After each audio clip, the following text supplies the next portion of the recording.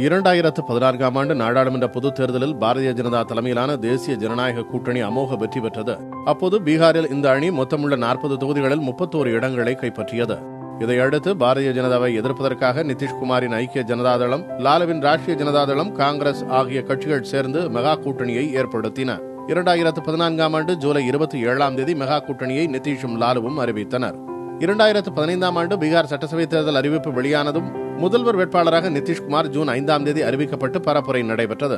தேர்தல் முடிந்து 2015ஆம் ஆண்டு நவம்பர் 8ஆம் தேதி வெளியான முடிவுகளில் மகா கூட்டணி அமோக வெற்றி பெற்றது. பீகார் முதல்வராக நிதிஷும், துணை முதல்வராக லாலுவின் மகன் தேஜஸ்வி யாதவும் பதவியேற்றனர். சுமூகமாக சென்ற கூட்டணியில் கடந்த ஆண்டு விரிசல் தொடங்கியது. லாலு கட்சியைச் சேர்ந்த கிரிமினல் குற்றவாளி சகாபுதீன் 2016ஆம் ஆண்டு செப்டம்பர் 10ஆம் தேதி ஜாமீனில் விடுதலையானதும் நிதிஷ்குமாரை கடுமையாக விமர்சித்து பேட்டி அளித்தார். இதுதான் விரிசலின் ஆரம்பம். இதன் பின்னர் பாரதிய ஜனதாவை தொடர்ந்து விமர்சித்து வந்த லாலு கடந்த மே மாதம் 22ஆம் தேதி அக்கட்சிக்கு எதிராக தேசிய அளவில் மெகா கூட்டணியை அமைக்கப் போவதாக அறிவித்தார். இதற்காக ஆகஸ்டில் எதிர்க்கட்சிகளின் மாநாட்டை நடத்தப் போவதாகவும் கூறினார். ஆனால் மே 27ஆம் தேதி பிரதமர் மோடி மொரீஷியஸ் பிரதமர் பிரவீன் ஜெகநாத்துக்கு அளித்த விருந்தில் நிதிஷ்குமாரும் பங்கேற்றார். அப்போது மோடியை தனியாக சந்தித்து அவர் பேசினார். இது லாலுவுக்கு கோபமூட்டியது. இந்நிலையில் கடந்த 7ஆம் தேதியன்று லாலு குடும்பத்தினருக்கு சொந்தமான வீடுகள், அலுவலகங்களில் சிபிஐ அதிரடி சோதனைகளை நடத்தியது.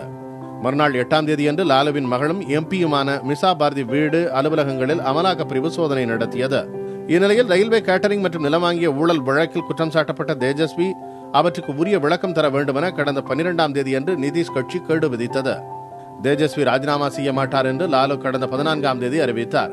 மறுநாள் நிதிஷ்குமார் கலந்து கொண்ட அரசு விழாவை தேஜஸ்வி புறக்கணித்தார். இந்த நிலையில் கடந்த 22ஆம் தேதியன்று காங்கிரஸ் துணைத் தலைவர் ராகுல் காந்தியை நிதிஷ்குமார் சந்தித்து தனது நிலைப்பாட்டை விளக்கினார். இதைத் தொடர்ந்து தேஜஸ்வி ராஜினாமாவை நிதிஷ் கோரவே இல்லை என்றும் அவர் பதவி விலக மாட்டார் என்றும் லாலு நேற்று அறிவித்தார். லாலு அறிவிப்பு வெளியானதும் நிதிஷ்குமார் ஆளுநரை சந்தித்து ராஜினாமா கடிதம் அளித்தார். அவரது பதவி விலகலை தொடர்ந்து மெகா கூட்டணி முடிவுக்கு வந்தது.